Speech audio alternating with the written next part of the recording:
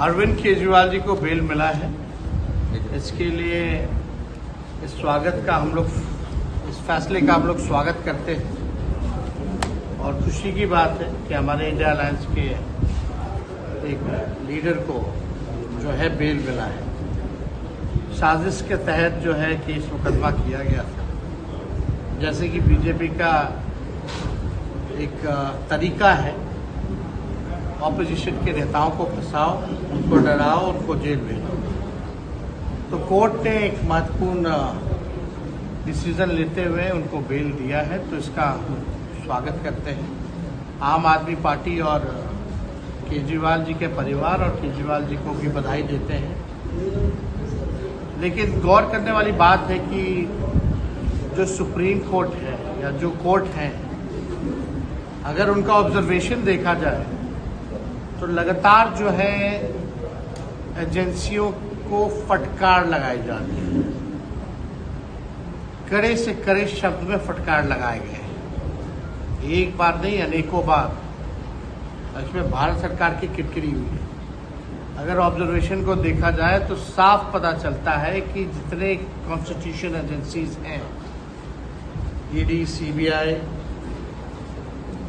BJP जो list provide करती है उसी लिस्ट पे ये लोग काम करते हैं। हम तो चाहते हैं कि भाई जो भी बात हो फेयर इन्वेस्टिगेशन होना चाहिए, लेकिन हम लोगों ने ये भी देखा है कि वही लोग जब दूसरे दल में रहते हैं तो ईडी अरेस्ट करती है, चार्जशीट करती है, समन करके बुलाती है, लेकिन अगले दिन भाजपा में मिल जाते हैं तो उनका चार्जशीट से नाम ही चला जाता है। तो ये सच्चाई है। इसमें कोर्ट ने बड़ा कड़ा रुख अपनाया है, लेकिन हम लोग चाहते हैं कि इस तरह का अगर इन्वेस्टिगेशन और पॉलिटिकल वेंडेटा के हिसाब से अगर लोग टारगेट करेंगे तो ये लोकतंत्र के लिए ठीक नहीं रहेगा। तो इसके लिए हम केजरीवाल जी को पुनः बधाई देते हैं। खुशी की बात है।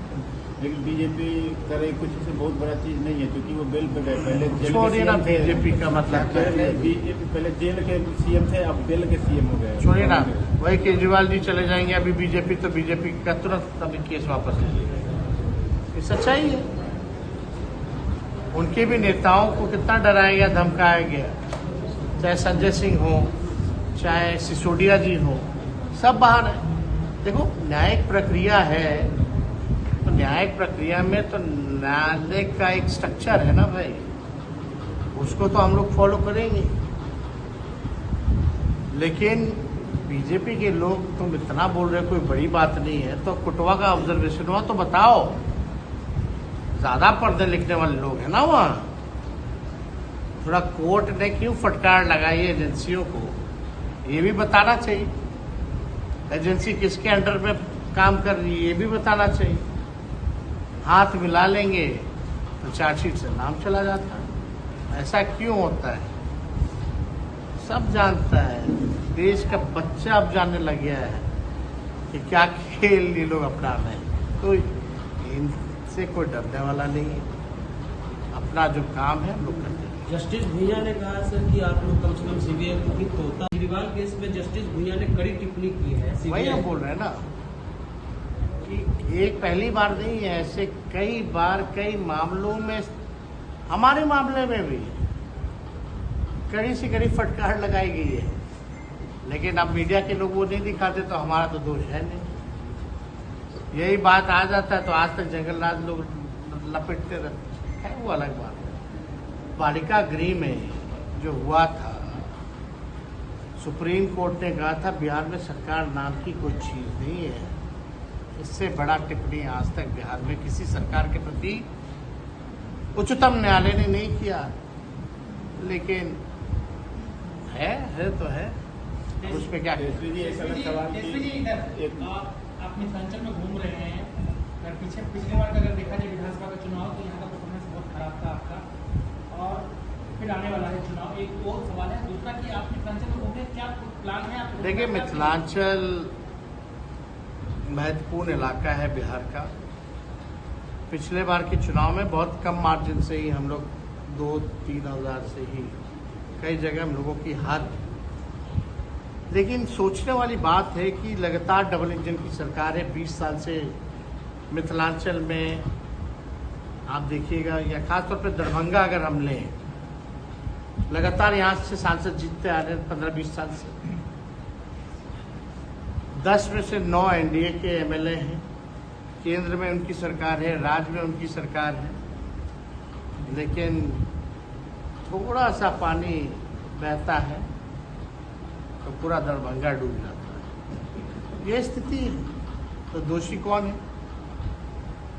जिसके 9 विधायक हैं, जिसका 20 बार से सांसद जीत रहा है, जिसका राज्य और केंद्र में सरकार है, क्या वो दोषी नहीं? हम अपने 17 महीने के कार्यकाल में 4 आरओबी दिए हैं, कई पुलिया और सड़कें का जाल हम लोगों ने, योजनाएं हम लोगों ने पास करवाया। हम लिस्ट भी जारी कर दी है, जितना आज तक इनके मंत्रियों ने 20 साल में नहीं किया। स्वास्थ्य मंत्री रहते हुए हम एम्स को शोभन लेके गए, लेकिन यहाँ आकर के हाव हाव करता है, लोग फोटो खिंचाता है, प्रेस कॉन्फ्रेंस करता है। सच्चाई तो हमारे आने के बाद ही शोभन गया है। और डीएमसीएच जो धरोहर रहा है, जिसकी फैकल्टी जो है पूरे विश्व में है, उसको बचाने का काम हमने किया। एम्स बाहर ले जाने का मतलब कि दरभंगा शहर विस्तार करे और बड़ा हो। लेकिन आज दरभंगा का हवाई टिकट कटाओगे तो इतना महंगा है, देश में सबसे महंगा दरभंगा का टिकट है। इतना में दिल्ली से आदमी दुबई चला जाए, बैंकॉक चला जाए, इतना महंगा है।